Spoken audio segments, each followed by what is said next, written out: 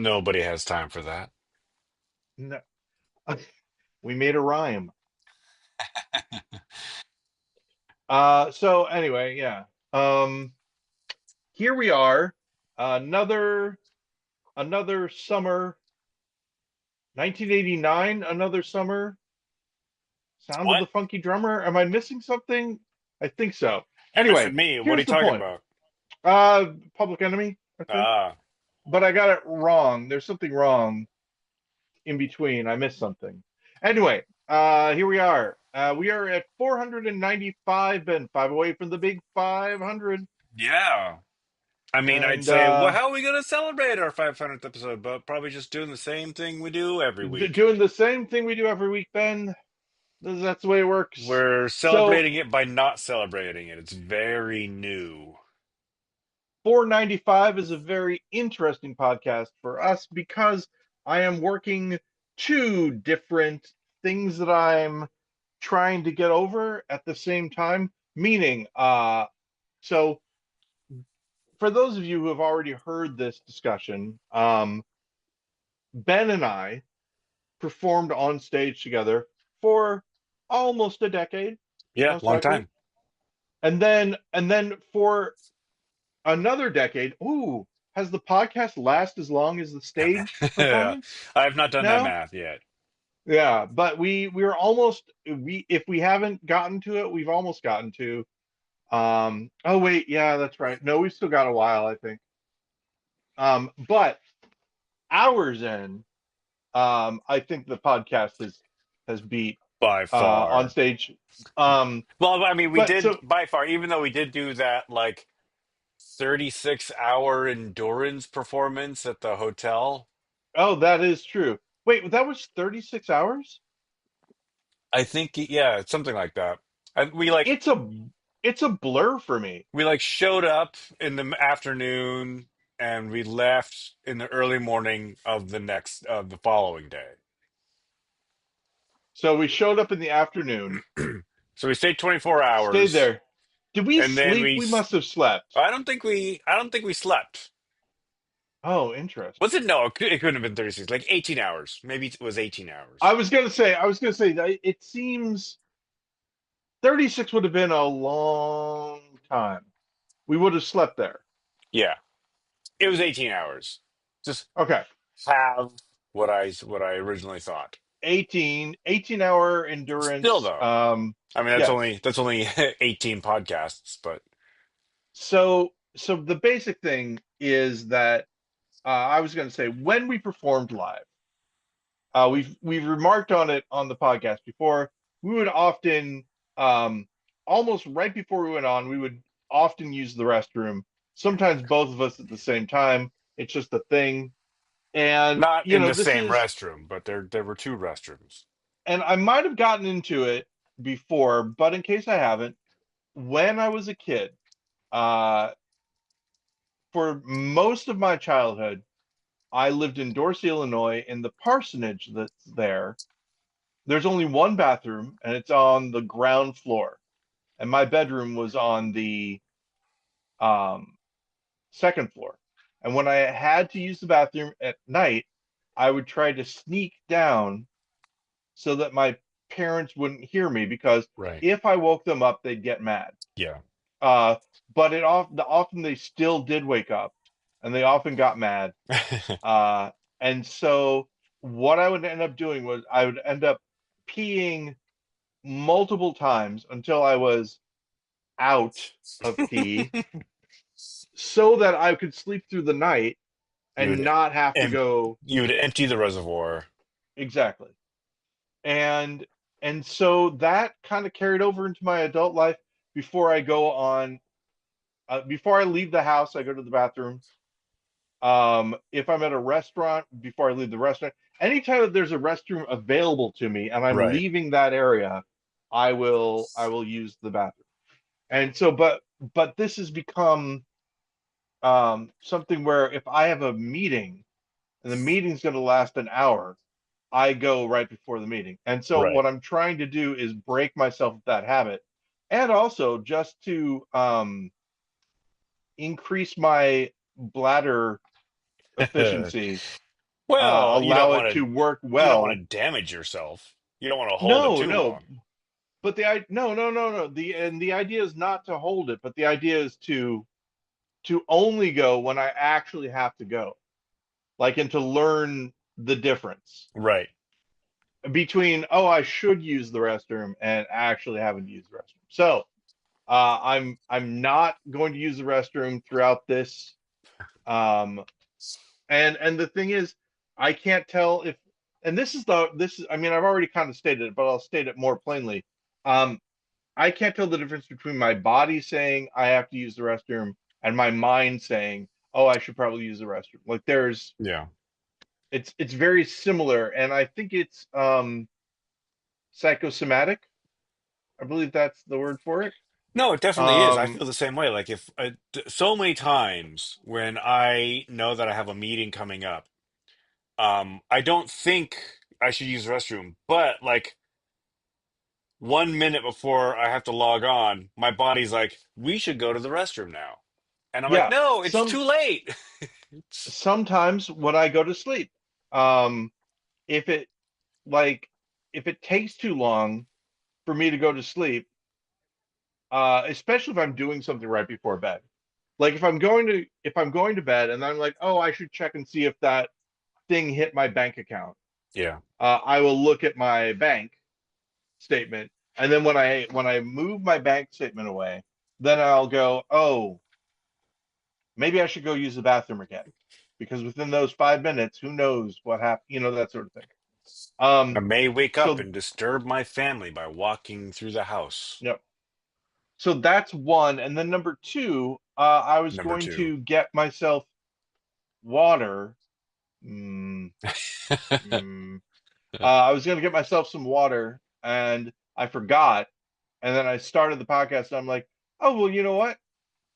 I'm not going to like die of thirst between now and then. My might get a little dry, but I can handle the entire podcast without drinking any You water. know, it's amazing how much I would go as a child or even into young adulthood without like drinking water when it feels so important today. Like Yep, I go to bed every night with a glass of water on my side table because you never know when you're gonna wake up thirsty. And like yep, I didn't start doing that until like 10 years ago. yep. They really got us somehow. Big Big water. water. So, okay. So the for those of you who don't know, if you're on the video, you can see it. I'm wearing not a I, this isn't a skimpy outfit, but I'm wearing a kind of a OD sheeny. green. It does have a shine to it. It Is it has a silky shine to it. smooth? It is pretty silky smooth, and but therefore all of my curves are I can see them, and when I see them, I'm like, huh, maybe I should shift my position so that I'm not, All Paul, are right, you embarrassed by your curves? let's get into it. I don't think that you should see men's nipples through their clothing. I just don't. I think there's an unwritten rule that's not appropriate for the podcast, is what I No, would say. this is a family friendly show, sir. And so that, I Put mean, your headlights that's away. part of it. Yeah, exactly. So, and it's cold in here. No, listen, hey, so I'm specifically leaning forward. Also, you can see my face better, but leaning forward to hide more of my body than maybe I would necessarily be comfortable with showing. Yeah, Ben, on the other hand, uh, very Sears Roebuck catalog. He is wearing a watch. He's wearing his watch on his Yeah, left arm. is my left hand. I wear my watch on my left arm as well, or my left wrist. But Let's you're be specific. but you're Um, right-handed. I am theoretically right-handed. I don't know Uh, why it feels more natural for me to wear the watch on my left wrist, even though I am I left-handed. also I also wear the watch face On the under underside. my wrist. Yeah. I remember you doing that. I always felt it was weird. It just to me, look, you go like this to look at your Yeah. look at how unnaturally my arm is bent. But if it's here, you just look at it, no problem. The thing about these, though, and this is an Apple Watch. The thing about these, though, is the face doesn't light up and show you what's going on until it recognizes a certain motion, right? Oh, So when it I'm never recognizes gonna get that an you've Apple turned Watch. your wrist that way, that's when the thing lights up, right? Now, okay, Ben, do I me a don't know. favor. Can you turn it around so that it's on your wrist? It might also like have certain things So so on. hold your put it okay, so I'm telling Ben to put it so that the face is underneath on his wrist. Have you done that? I think I think it, Hold I your think arm it, out like this. No, it's straight out. Straight out. Now turn your arm over like this. Did it light up? yeah, it lights up. Hey, okay. It would still work then. All right. Well, if I'm so that's a I was doing a very specific motion, right? If I'm just doing it Yeah. casually, it's not lighting up. Like But it would if you if I'm like draping my arm yeah. on my chair rest and I just turn my wrist over, it doesn't light up. I had to like Mm. do a grand. Oh, even then it didn't work. There it goes.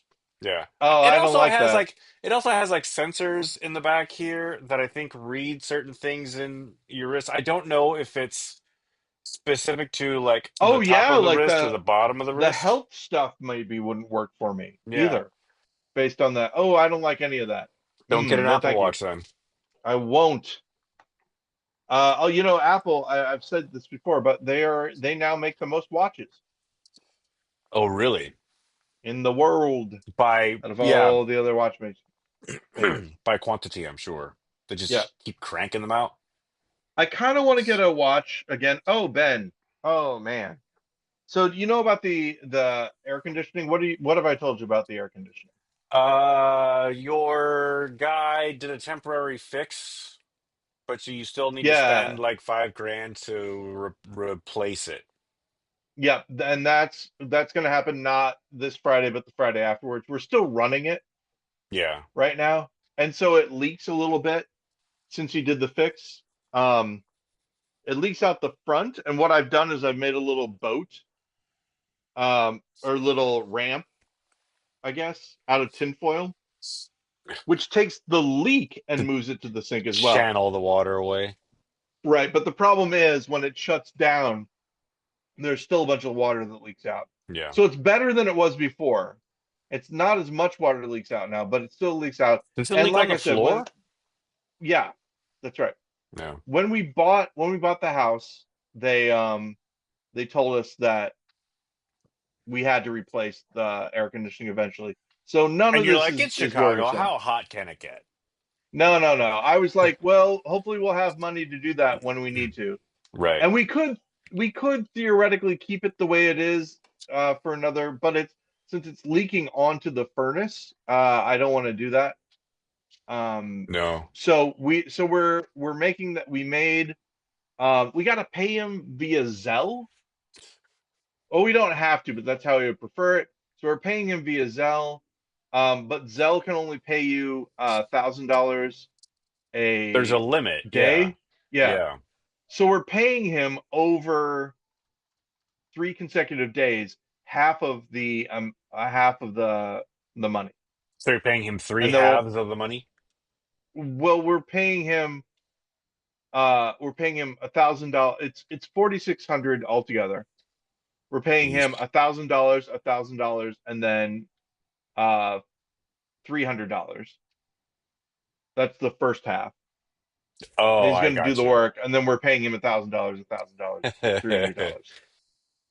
Fun. Um, yeah. So basically, that's going to happen, and but anyway, so we did the temporary fix. We have that the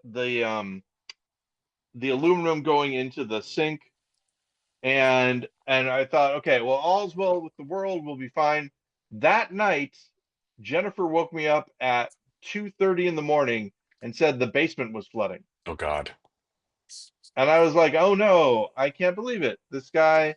I thought I had it all figured out. Turns out a completely like a completely different reason for the basement to be flooding. Um, it was raining. We had a flash flood. Yeah. It was raining, and the drain outside of the basement door got clogged with newspaper. And then Newspaper. so then water came from under the door and into our basement. Yeah. So That'll luckily, do do it. you remember, Ben, we bought a wet dry vac because of we wanted to clean up what was happening with the air conditioner. Yeah. So we had that wet dry vac. We were able to vacuum it all up. Nothing really seemed damaged except for my uh, diner slang book. I was very sad about that. Um, but then we ended up going out and getting a sump pump. I don't know if you're familiar with them, I am. but I've never had to use one before, but I know what they are. the reason that we got the one that we did, we got one that was a an automatic sump pump. So if it gets the basement gets more than an inch of water in it, it will turn on automatically, An inch and is a then it will lot though, pump. when you have like stuff Yeah, on the bottom. an inch is still a lot. So we put it in the place where it's the deepest, and it's not. I mean, it's portable, right? It's we're Yeah. not going to keep it down there forever. We can probably even put it away for right now. But when thunderstorms are, going to happen, then we can bring it out. You get a lot That's of the plan. flash flooding like that. You get a lot of surprise thunderstorms that just dump a whole bunch of rain without any Um, notice. Is that a Midwest thing? not not all the time, but it does happen, if that makes sense. Like usually they will know ahead of time. There's a comedian who did a joke, which is what was it? There was there was flooding in Texas, and someone should have seen it coming, except that they fired all the people that were so Looking. it yeah. And so that was his joke. And I don't remember seen it coming and sort of looking are tied together. And if you're not actually looking, then you're not going to see it coming. Right. So that's the problem. He's funny. I'm not We when it comes to stand-up comedy. telling jokes. I still found that really, really funny. Um, that for lull work, I had to make reference to my stand-up career because no one would understand what it was you and I did, which I still think is good. And I did do a stand-up set one time, but it wasn't for One Goody Lawrence. unit of stand up. One unit of stand-up, please. Thank you. Um, I think I talked about this already. That stand-up, they teach stand-up classes at the place that I do improv classes at. Yeah. Did I mention this to you already? You mentioned that they did that. Did I tell you the whole story about The gang the fight between the improvisers and the stand ups. no. So I think I might have told you about this already. My instructor saying that, hey, we want to keep it PG-13 because this is the friends and family show. There might be Oh, yeah, kids, yeah, that yeah, whole yeah. thing. But the stand ups are Yeah. potty mouth. I We, don't know if I mentioned this, but there is one of the stand-ups that was there, had his jokes written inside his coffee mug, like had a and he would like tell a joke, and then he checked his coffee mug to see when the next joke was, and the crowd loved it. They laughed and so and bless him, he did it again, and it still worked. So, but that was my favorite thing that he did. All of his my, jokes were very very, you will understand this, Ben, very spin the bottle comedian jokes. like, bad spin the bottle comedian jokes or good spin the bottle comedian jokes. Okay, Because for a long time, pre stand ups did not play for spin the bottle audiences. this is what I mean. Pre Emmett Montgomery uh spin the bottle stand-ups. Emmett really, I think, hey, and my apologies to any stand up that was good before Emmett showed up, because I'm sure you're out there and I'm just blanking. But really, Emmett like solved that problem. He was someone that the Spin the Bottle audiences were like, okay, yes, this Yeah. guy. I can't remember exactly why spin the bottle audiences didn't really latch on to stand-ups as much as they did like performance artists or dancers It or was anything else. it was Was very similar. I mean, a very simple in my mind anyway. Most of the stand-ups that Brett got were men, and most of their jokes had some misogyny in them. yeah. I mean, and That's what it was. that's what stand-up comedy was for a long time. And I Guys, back believe me up that on Brett, this, right? yeah, I believe that Brett, at least in one case, did not know that was the material the guy was like. It Yeah. was either different than what he saw the guy do, and I think, um, well, I'll tell you about it. Tell you about it later. Um, there's a there. I'll just hint at it, Ben. I'll hint at it. Now, don't say anything, but just listen to my voice and look at my face. Um, but I'm not going to do anything with my face. But just uh, there there was a streaming uh thing called What the Funny that they made off of Spin the Bottle. Famously enough, uh, you and I were kind of written into it, but I didn't want to do it. I think it was because Betty was baby or whatever, and I was taking care of her. But um, so that there were some real life things from Spin the Bottle that made their way into that show. And I think that there was a thing in What the Funny where a performer says they're going to do one thing and then you find out that they're doing something else. That's And I exactly think what that I that's, thought of yeah, when you I mentioned that they did something for Brett or Brett saw something different and they brought something else to spin the yeah, bottle. That moment I in that think thing is yes, exactly I what I think that thought of. yeah, very similar. Just the idea that, oh, this wasn't what, no, had I known, I wouldn't. Can I tell you one of my, because here's the thing, whether or not it hits the audience doesn't always indicate whether it's good or bad. There was a piece that I loved that I don't think landed that well. It was when we were in the freehold space. I don't remember what the performer's name was. I believe she, her, had a trombone and was just playing it into different things. And I think put it into a swimming pool or a bucket of water or something like that. And just crazy. It was not good to listen to, and it was not. But you Um, loved it. but I loved it. I thought it was great, and the audience just wasn't really.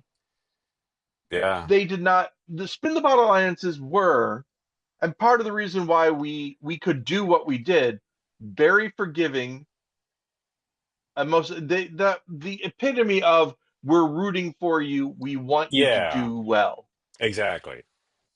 And there was, there were many times when you and I would go up, and for whatever reason, they're not all going to hit. Hmm. Occasionally one wouldn't land, and but still afterwards, that people were like, that was something.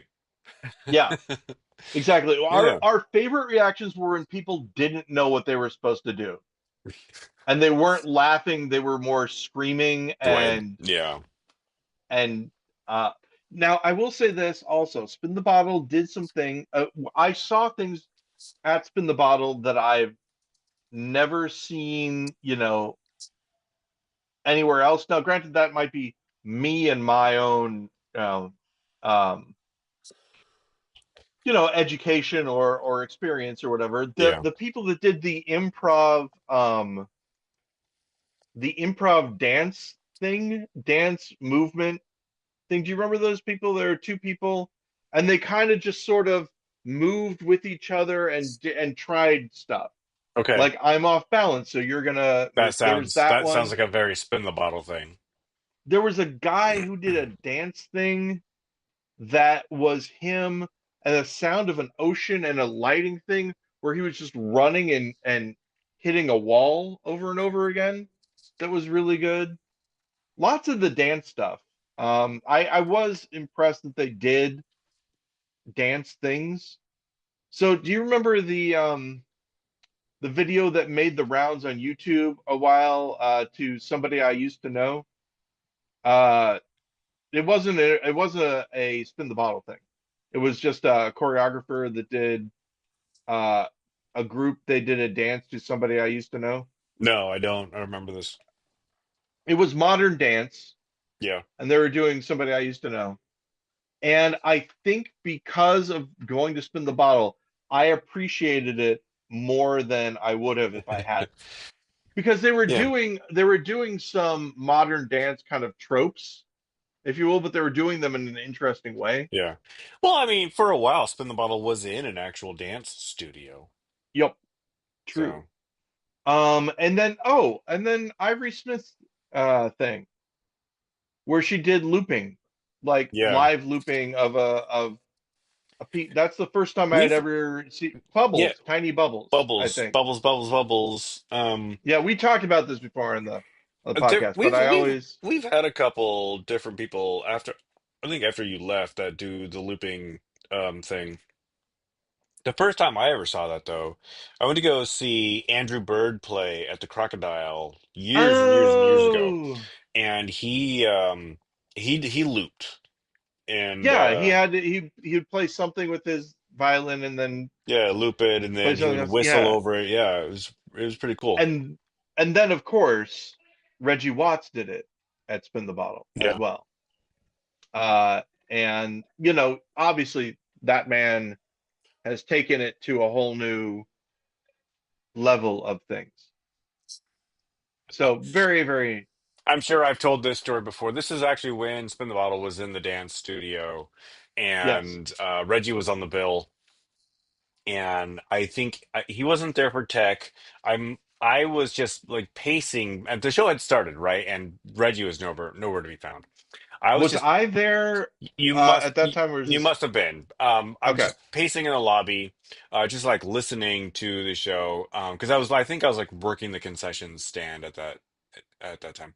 And I heard like the door was closed and I guess locked, and I heard someone try to open it and then knock, and I open it up and it's Reggie, and he walks in, and like he's the next performer. So he walks in, he waits like for that performer to be done.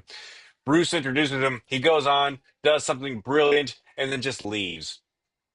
It was just like another thing, Yep. check mark on his night of awesomeness. Just come in, do Yeah. the show, and GTFO. There was one time when I don't remember if we were before him or if we had already gone. But there was a time when he just showed up and said, "Can I do something?" And then he went and did same exact thing, went and killed and then left. Yeah. Were we before him or after him? Because we were on the bill. I'm blanking. I don't remember this either, but uh, knowing us and my neuroses, we probably had to follow him. Yeah. I don't. Maybe that's why I'm blanking it out. But yeah, I mean that was the thing is that, and it's one of those crazy things where I would see him every once in a while, and he'd remember us. Yeah. Um, and he liked us, I think. I'm pretty sure he liked us. So that was cool. Hey, we're half an hour in and we haven't talked about any politics that I know of. Uh, no, before we do, there's one more thing I was going to mention in Oh regards yeah, to stand-up comedy classes, because I've never yeah. taken a stand-up comedy class, but when I was in college, a buddy of mine took a stand-up comedy class, and like at um I think it was called Giggles. I think it was in the U District somewhere. And yeah, it was called Giggles. I think I told this story recently because I remember Catherine texting me saying Giggles turned into a nude dance club called Jiggles, and then it turned back into the comedy club Giggles. But a buddy of mine took this stand-up comedy class, and they had their whole thing where they all the students do their material they've Hmm. been working on for the class, and then the professor does his material. And then they had a headliner. to to get people to the shop who aren't friends of the students. And this guy Hmm. just eviscerated everybody. He was so mean to like Dr. Funny and his class of, weirdos. And I remember because my buddy Nat was sitting next to me because we all stayed to watch the show, and I just couldn't imagine how he felt just, being made fun of by this professional stand-up, which I think is the Yeah, same yeah, yeah, culture that the Spin the Bottle audiences didn't like. yeah. See, I think this is why. Okay, there are a couple of reasons why I like improv better than stand-up comedy. Um, One is because, and I said I mentioned this to Betty, and I think it's really interesting, but it's totally true. There's something about uh live music versus live comedy that live music is I'm gonna play my new stuff. No, we want to hear the stuff that you always play, Yeah. and you didn't play it the way that we did before. Stand-up comedy. Here are some jokes that I've told before. No, these are horrible. We've already heard these jokes. Do some new jokes. Like Yeah. it's really interesting Yeah. that people who go and see music want to see the person, play the thing that they heard on the Play radio the or on hits their CD or that whatever. And the song that they've listened to over and over and over that they're very yeah, intimately familiar with. and so it's different than what they remember oftentimes when they play it, Yeah. and I don't like that. No. Um, of course, Mike Dowdy, whenever he would do Doty, whenever he would do I don't need to walk around with Urkel or what have you, people really like those things. Yeah. When he would sing a cover song over the his chord progression, they like that, So Closing time, blah, blah, blah, blah, blah. maybe some crossover, but um, improv is interesting because if you like improv,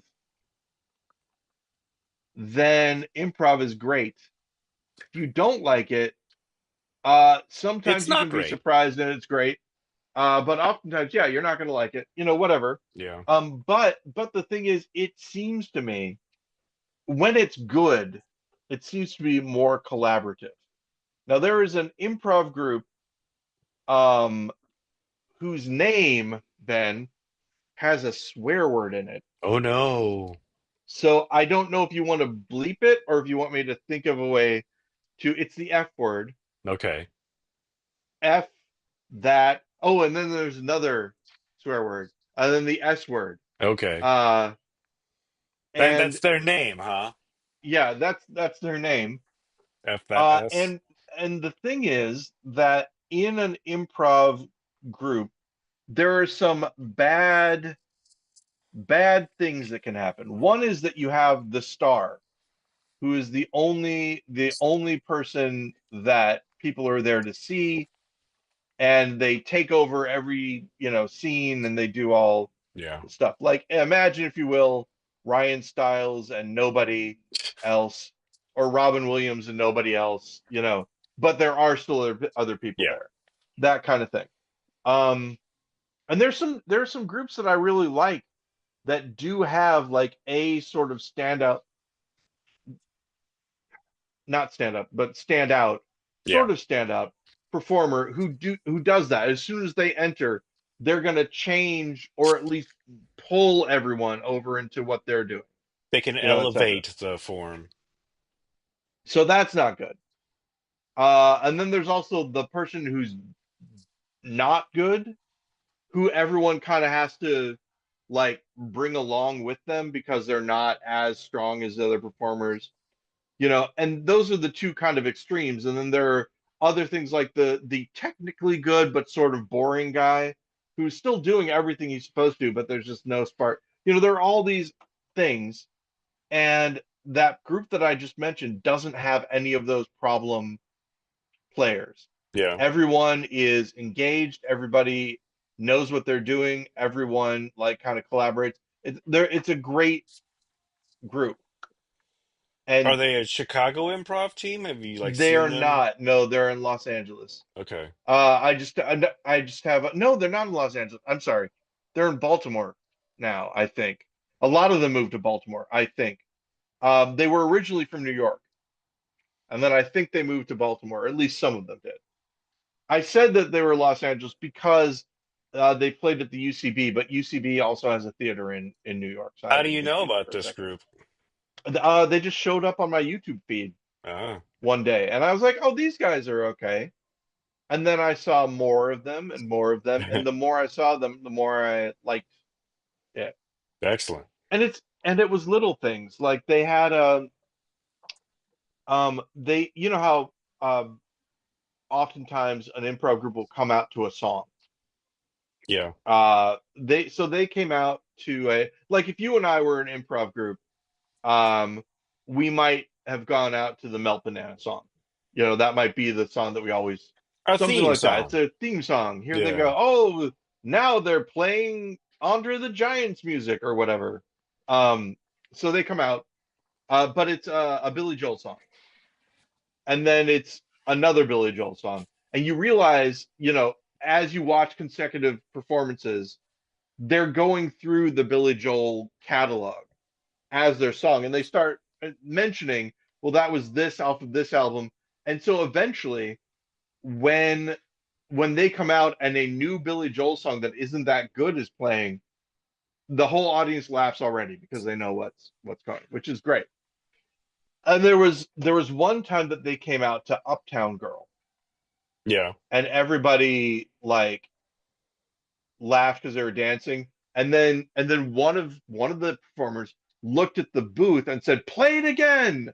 So they played it again, and then they kept playing it, and then eventually they didn't even ask for a suggestion from the audience. They just went into a thing based on Uptown Girl, which was great. The other thing, I'm not going to talk about them the whole episode, I promise. But another thing that they did that was really good. Somebody gave the suggestion $400, and they kind of looked at each other, and one of the members threw some money down in front of them, and then looked expectantly at the other ones, and then they started throwing money down, and then the first guy sort of sat, and somebody else sat with their arms crossed next to them, and they said, "Yeah, we're not starting until we have $400 here." And so members of the group ran out to ATMs. People from the audience started getting money, and then eventually they had $400. And then this is a timed. It's called cage match, the thing that they're performing at.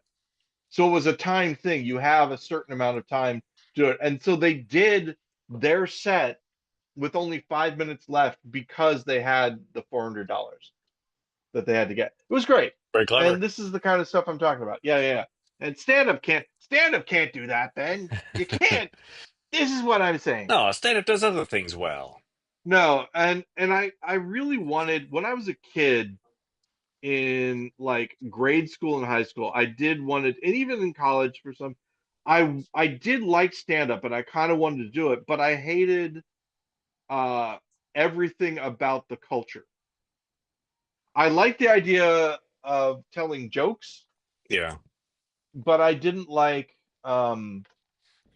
any of the being, yeah, the meanness of it, the bar part of it, Yeah. the idea that the people that are seeing the comedy are mean and will yell at you, There was a all that stuff. yeah, it's a weird culture around the audience and around the performers. Like I don't think this is still true, but there was a time in Seattle when if you basically had to decide which team you were on, stand up, improv, or sketch, right? It Yeah, was like the stand-ups had a problem with the sketch comedians, who had a problem with the improvisers, who had a problem with this everybody else. It was such a weird time here. I don't think this is I still remember true, that. but yeah. Well, but I mean, for you and me, that was a thing, right?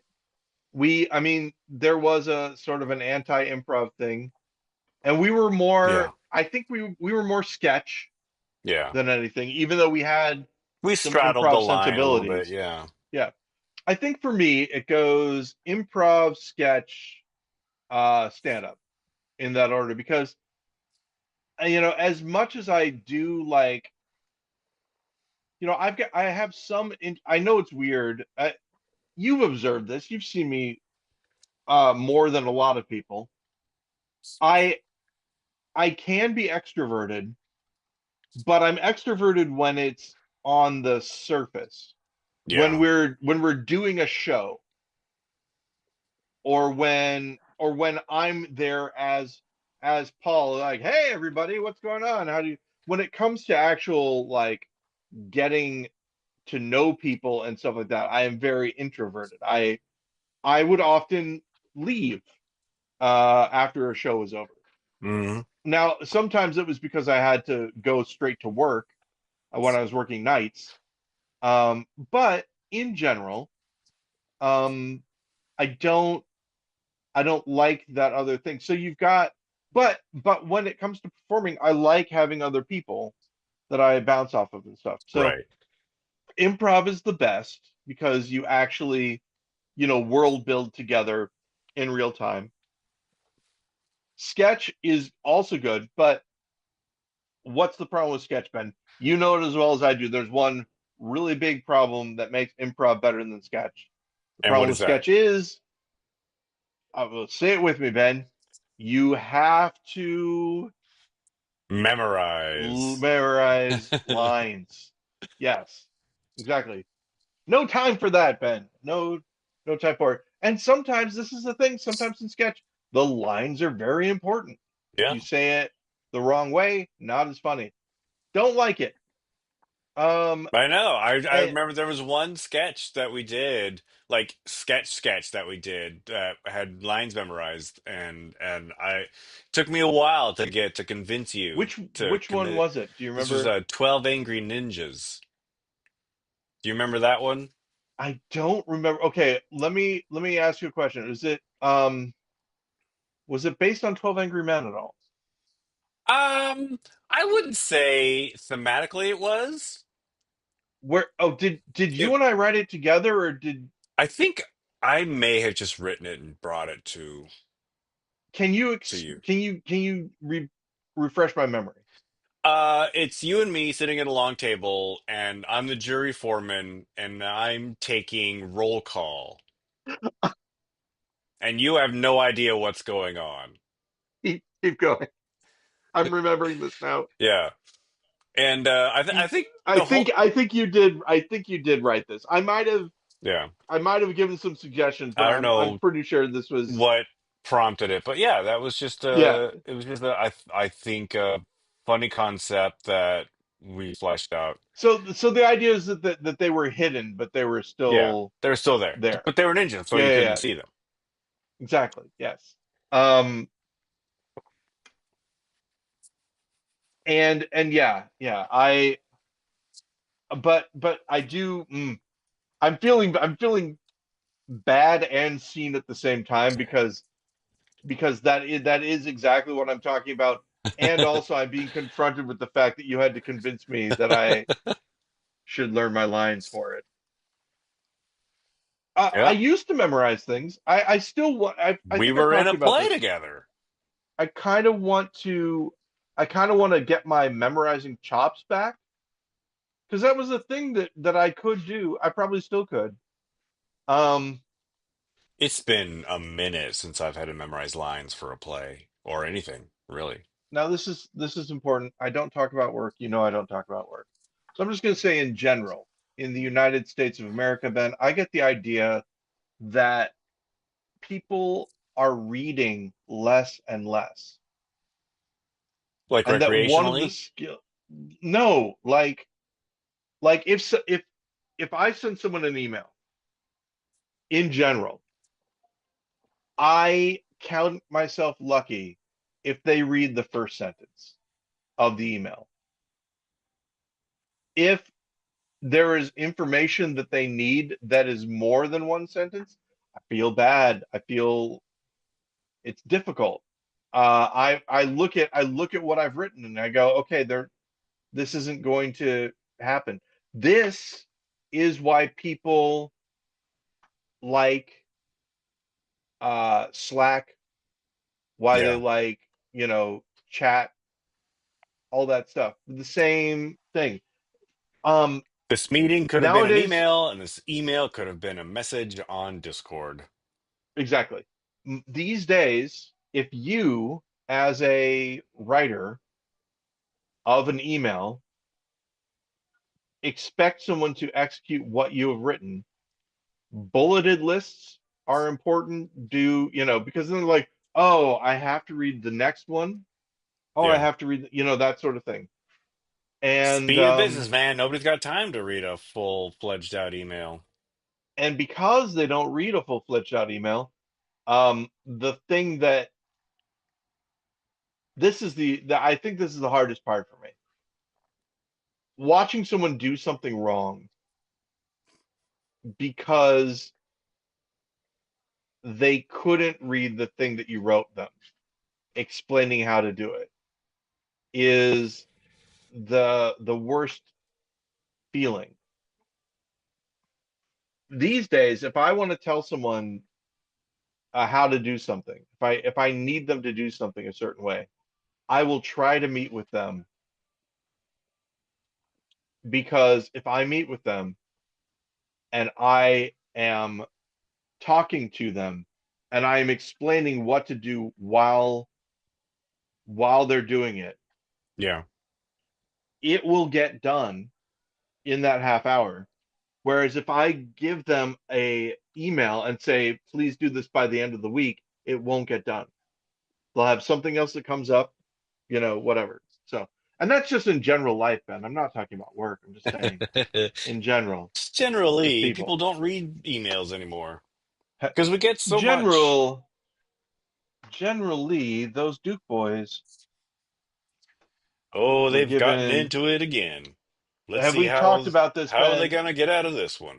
Do we talk about this every week? How on earth, Ben? How on earth do people who love the Dukes of Hazzard all of a sudden become people that love the police? What happened?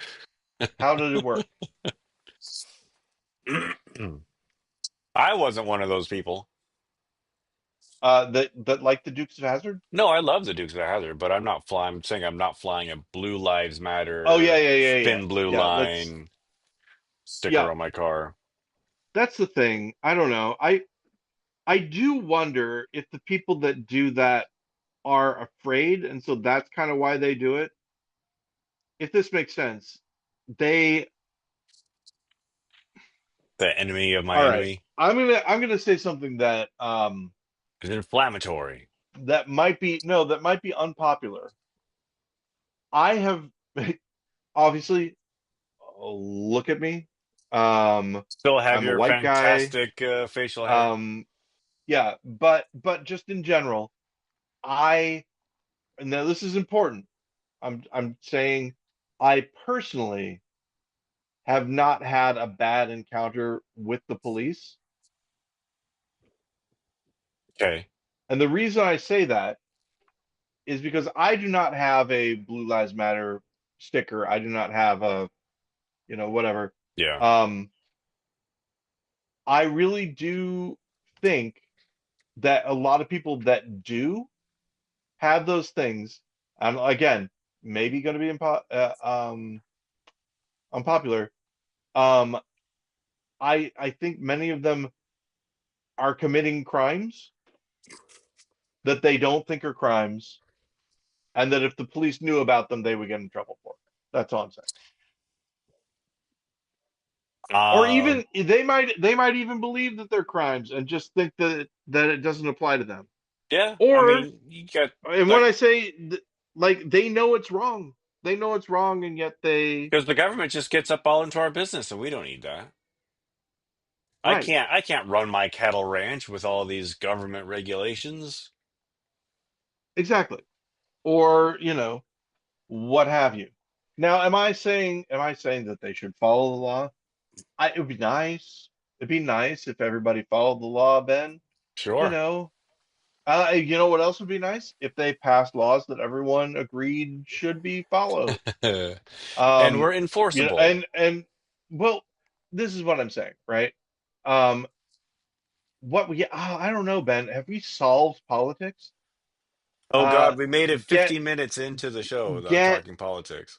get people that make laws, have them be representative of the people that are going to be governed by those laws first and foremost, and have them pass laws that the people want, and then have people enforce those laws, um like with a, I don't know how you would say it, I but think in a you've just way created government. so that everyone is treated equally under the, I don't know how you would do that. You can't. But yeah, You obviously can't. you can't. No, Otherwise, we would have done it by now. that's a terrible idea. Yeah. Mm, I hate it. But anyway, uh, what I'm saying is that I've been watching a lot of videos on Reddit of people in Washington, D.C. getting uh, both getting hassled uh, for stuff that I think probably if they weren't in Washington, D.C., and this wasn't going on right now, they wouldn't be hassled for. Um, Like being homeless. Smoking in public is the Yeah. big one. I haven't seen those Uh, videos, but I did hear something today. I mm, don't know if it's actually going to happen. Maybe it's happening right now. That the president is going out on patrol with the National Guard tonight. oh my gosh, Ben, are you serious? Wait, the President of the United States of America? The president of the United States of America is Mm. going to be walking with the National Guard tonight. To what Do you know purpose? what's weird No idea. about the President of the United States? I don't know if you've heard this. Pick That one he's thing. kind of that he's not only on going to be on patrol, but he's currently on parole. I didn't realize this, but apparently that is true. That He is a felon. technically, legally, he is on parole right now, Yeah. which is interesting. I don't know. I don't know if it's true. Listen, this is just what people say. Um, Many people are saying, uh, no, but so here's this is the other thing that I've seen, which is why it'll be interesting. Um, I have seen residents of Washington, D.C., um, not clowning, that's not the right word for it. Um, Speaking in opposition to the people that are um, patrolling. Yeah. And there was one specifically that had two, uh, somebody recording and another person talking, and they're like, "Hey, do you see this guy? This guy right here? He's killed people before. Did you know that? Did you know that you're working with a guy who's straight up murdered people?" This, and they're saying stuff like that Yeah. to the people, which is interesting. And I don't know. This is one of those slice of life things, Ben, that you and I do for the future when people listen and try to glean what life was like in the 21st century I tried to find a based news off story of. about where I read that the president was going to march with the National Guard tonight, but I couldn't find it. So maybe I just hallucinated it. Maybe you did, Ben. I hear Listeners, if there's some of you that going find around. that news story or if you find proof of that happening, send it in to Ben's email at yahoo.com at gmail.com. Hey, the email address. That is a real email address. If Totally you can real figure email it out. address. Oh, hey, by the way, Ben, somebody solved a couple of things, two different people solved two different things this week that I thought were kind of great. One of them, you'll have to look it up, but this guy painted a gold stripe down a piece of wood that he had in like a backyard next to a fence. And Okay. the fence shadow fell on the white board with the gold stripe on it in such a way that the shadow bisected it. And on the side that was in shadow, it looked blue and black, and on the other side, it looked white and gold. And I was like, this is it. It's the Rosetta Stone. Yeah. This is exactly what people were looking for. So that's number one. Number two, there's a guy who's colorblind who showed the Fruit of the Loom logo with the color taken out in his, like, he has a little program that shows people what he sees things as. Right. And I looked at it and I realized that on my logo, my Fruit of the Loom logo, if you can imagine, just imagine the Fruit of the Loom logo for a second. You know how It's the all idea the that there was a, fruits yeah, people is think that there was a cornucopia yeah. I'm and now it's imagining not, right? So there's yeah. no cornucopia, never has been. But I was like, I do remember there seeing that there was one. There wasn't. What I saw when it was desaturated is that the leaves that are green now, right? On my Fruit of the Loom, because I had some Fruit of the Loom underwear, on that, the leaves up in the upper left corner, and the leaves in the middle right, and the grapes underneath. There are two grapes. There are big grapes and there are these littler grapes. The the leaves in the upper on the upper left, the smaller grapes at the bottom, and the leaves on the like middle right were all this sort of brown, tan, ochreish color. And that made me think that it was a weird misshapen cornucopia. That's where the cornucopia came from, in my opinion. That's It's what I think interesting. happened. I did a Google search for Fruit of the Loom cornucopia. And the first AI hit was the Fruit of the Loom logo has never had a cornucopia. But then, there's a logo where I guess somebody maybe has just added one Yeah, to the a actual lot of logo. people have made, yeah, But many people have done it's that. weird because it looks so familiar. Right. And if you look at, if you type in Fruit of the Loom logo 1980s and try to find it, you'll find one that has the color scheme that I'm talking about. So anyway, it's the Biko effect, Ben. You remember the Biko effect? Have I told you about the Biko Yeah, effect? we've talked about the Pico We've talked effects. about the Biko effect. But there it is. Now I know why I think there was a cornucopia, because of the what the colors used to be on my underwear. The leaves used to be this brownish color. Yep. Yeah. And the lower grapes, the smaller lower grapes also used to be that color. So Yeah. you look at it, especially Ben, if you look at them as a child without your glasses on, uh, I thought it was a weird misshapen cornucopia. And there you go. We've solved it again, Ben.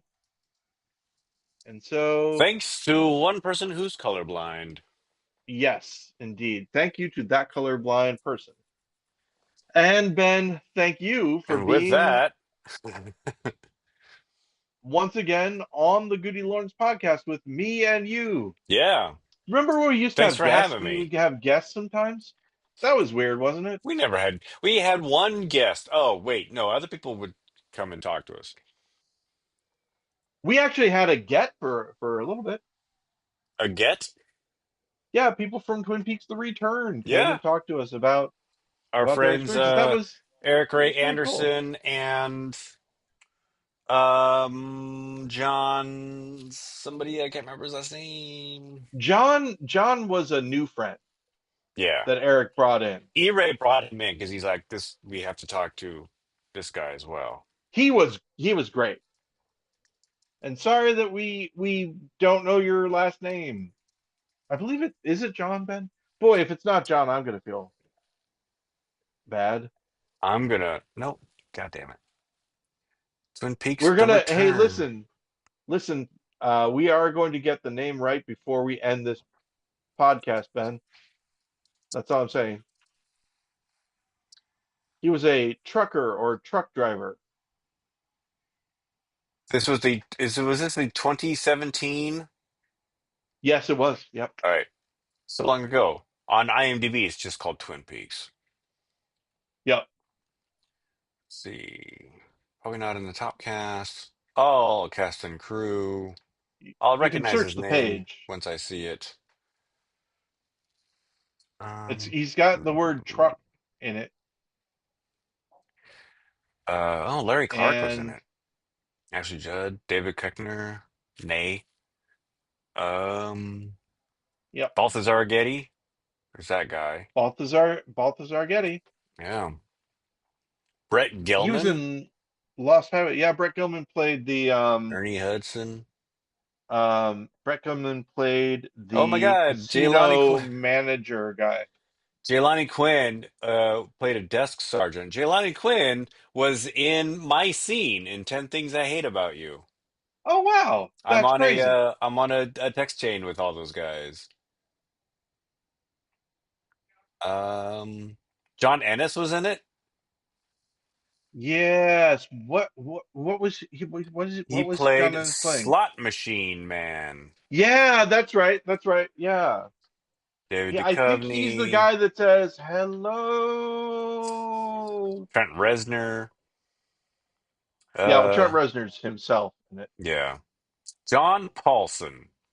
John Paulson. John Paulson, thank you for being a guest on the GudeLaurance podcast. Mm.